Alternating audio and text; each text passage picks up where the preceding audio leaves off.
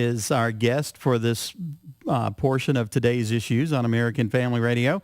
And Bob, we appreciate you coming on, especially as we're going to talk about your article that is close to our hearts here in Mississippi and some of the surrounding area, because we're going to talk about our Kudzu government. And for those of you that may not understand that, just drive by the road that leads to my house, and you can see Kudzu taking over everything. Bob, welcome to today's issues. Well, we've got Kudzu up here in Virginia, too, you know. Yeah, Kudzu is moving north. Kudzu was brought over here from Japan to stop erosion, wasn't it, Rob? Yeah. Bob? Yeah, and it does that. It really grows like crazy, but it's taken over the South. And I thought it was the perfect analogy for our federal government. Well, they're taking over everything. Bounds. And one of the things Kudzu does is it kills what it grows over. It smothers it.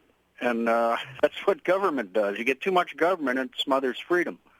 Let me give Bob. We didn't give you a proper Robert Knight, is otherwise known as Bob to me. Did give you a proper introduction. He's a columnist with with OneNewsNow.com, our news agency, and also with you write for Town Hall, don't you, Bob? Yeah, in the Washington Times. In the Washington Times. And what else are you doing nowadays?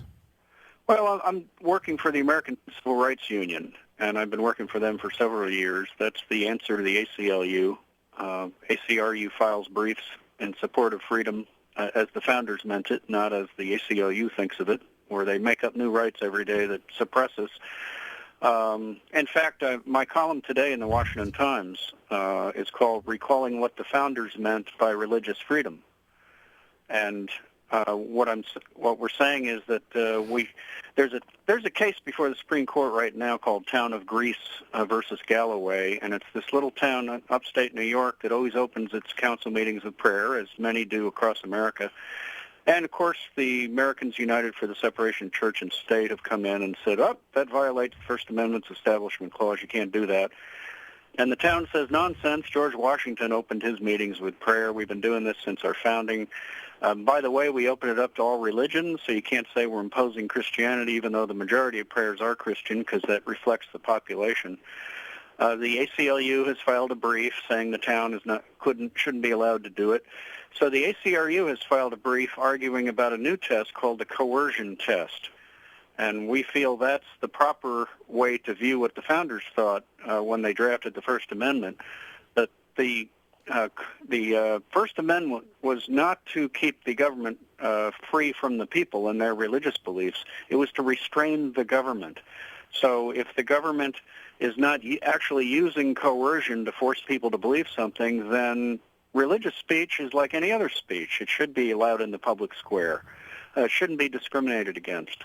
So if this simple coercion test was brought forth in all these court cases, they wouldn't be ripping out Ten Commandments stones around the country. They wouldn't be jumping on city councils for having creches.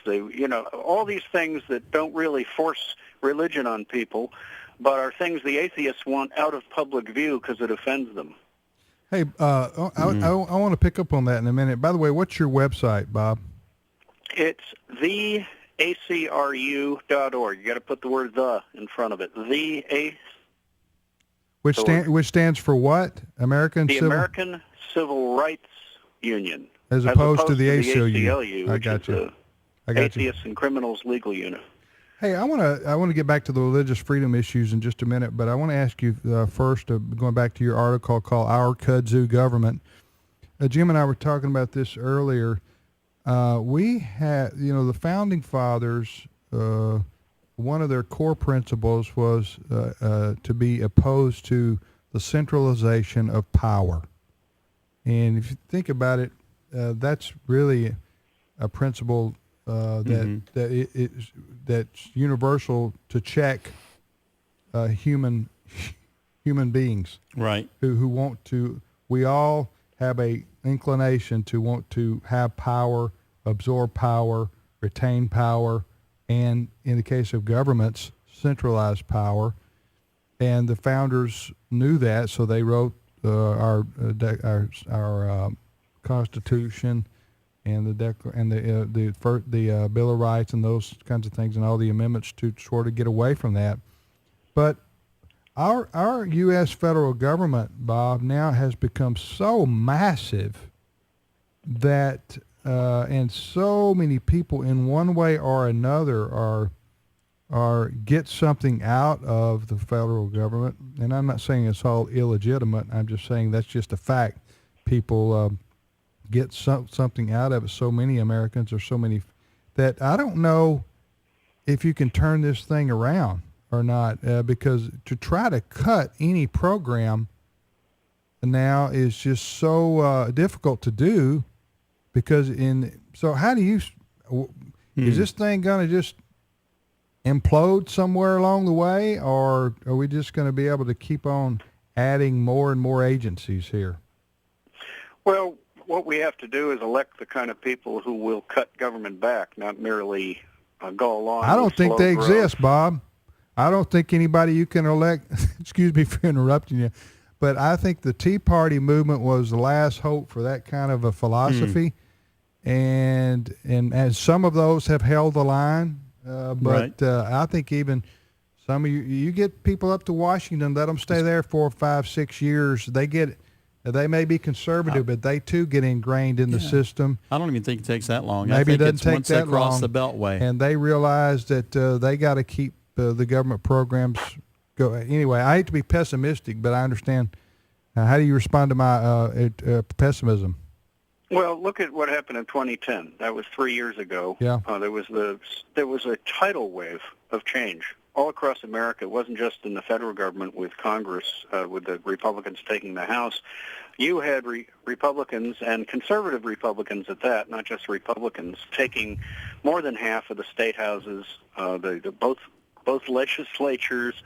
You had it right down to practically dog catcher. I mean, this was a national revolt against big government, most of all. Those people are still there. The whole movement was kind of suppressed. And now we know why. The IRS was leaning on these Tea Party groups. It was intimidating them, asking lots of them for intrusive information, like what kind of prayers do you hold before your meeting and things like that. And I think that helped keep it down in 2012. But we've got 2014 coming up. And a lot of people see that this economy's not getting any better. It's really a depression we're in. It's not just a recession. Everybody knows lots of people out of work or who are settling for part-time work. It's much worse than the media are making out to be. And what has to happen, I think, Tim and Jim, is that the pastors of the country have to tell their congregations what the stakes are here. That if the government keeps growing, religious freedom will be swept aside at some point, and that their freedoms are going to disappear, and that the kind of people who really hate Christianity are in the driver's seat right now in Washington, and we've got to replace them with people who will honor God in their own lives and in what they do for the government. There are some good people in Congress today, really good ones, who are the real deal. There are a few leaders out there. We need to give them help. We need to have people come alongside them. And I think that's possible in 2014. We're talking to Bob Knight about a couple of things, but namely his article called Our Kudzu Government. We're talking about the size of the federal government today is, I think, quite frankly, Jim and Bob, I would call it out of control. And I was a couple of examples of this the other day, and you could give many examples. I was reading where that our federal government is there are thousands and thousands of dead farmers who are getting subsidies through through the farm bill. I saw this the other day. I could get the specific information for you. I saw where Obama phones are being handed out to people. This one reporter came on Fox News and said she was able to get several Obama phones, even though she wasn't qualified for the program. I'm just saying there's massive fraud and waste in our federal government, Bob, that I don't know who can get a handle on it, quite frankly, because it's. I appreciate those people who do spotlight these abuses. And maybe something as big as the federal government, you're always going to have abuses, but it just doesn't seem like to me that there's anyone looking out for the taxpayer when it comes to waste and fraud and those kinds of things. Well, there's no silver bullet because the darn thing is so big that you have to chip away at it and you have to keep it from growing. And that will begin with entitlement reform. That's the single biggest driving engine of this growth is Medicare, Social Security, and Medicaid. And it's on a out-of-control course. And some people, very serious people in Congress are looking at it, trying to figure out how to stop the growth and stop the abuses. And until they get a handle on that, the actual portion of the federal budget that is discretionary, that they can play with each year, is just a tiny portion of it. Although that's still important, that we don't misspend money. Just to give you a couple more stats, the one I found most amazing was that 1/3, 101 million Americans are now getting some kind of federal food aid. 101 million? 50 million people on food stamps, and then various other forms of food aid. Wow. That exceeds the total number of full-time private sector employees. So we've gone over. We've tipped the balance here to where more people are dependent on government, and of course there's a definite push to include even more people in that column of dependence on government, so that they vote the right way for the people who will keep guaranteeing them the goodies. And our founders warned us about this, that if you start letting people vote on what they can take from other people, we'll lose our freedom. We were warned 200 years ago, and it took a long time, and it picked up speed with the New Deal and then the Great Society. But now we have the Obama administration that's trying to grow government like never before and go around Congress and expand government even when Congress hasn't authorized it. And Congress is very free in authorizing it because they tend to get patronage jobs and everything else through and more votes that way. But I wouldn't, you guys, it's one thing to decry the problem, but the solution is there. I don't think the Tea Parties are dead by any means. I think you're going to see an enormous amount of activity in the coming year, gearing up to the primaries and then the elections in November. And I do see the Tea Parties as the last chance, really, for us to get back self-government. And that's one other thing I do, by the way. I work for a group called Tea Party Unity. That's headed by Rick Scarborough. You probably know Rick, yes. Tim, and maybe Jim. He's the head of Vision America in Texas. Yes. And he's determined to see that pastors stop their silence and inform their congregations of the gravity of what's going on out there and get them involved. Politics is not a dirty word. Jesus said to take his Great Commission to the whole world, and he didn't cut out certain areas to allow the atheists to run them. Right. So if Christians don't get involved and don't take an interest, then we can't complain if atheists do terrible things and immoral things. Right. Not that all atheists are immoral, okay? Well, they don't even believe in. No, that's right. The atheists don't even believe in moral or immoral. Yeah, they don't have that standard. Yeah. This is the program, Today's Issues on American Family Radio. Our guest is Bob Knight.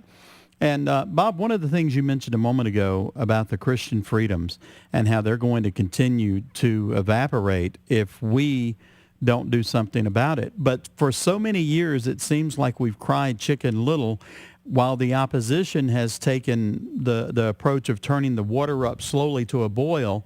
So we're the Christians at this point are kind of like lobsters. We don't really realize the danger of the boiling water anymore, do we?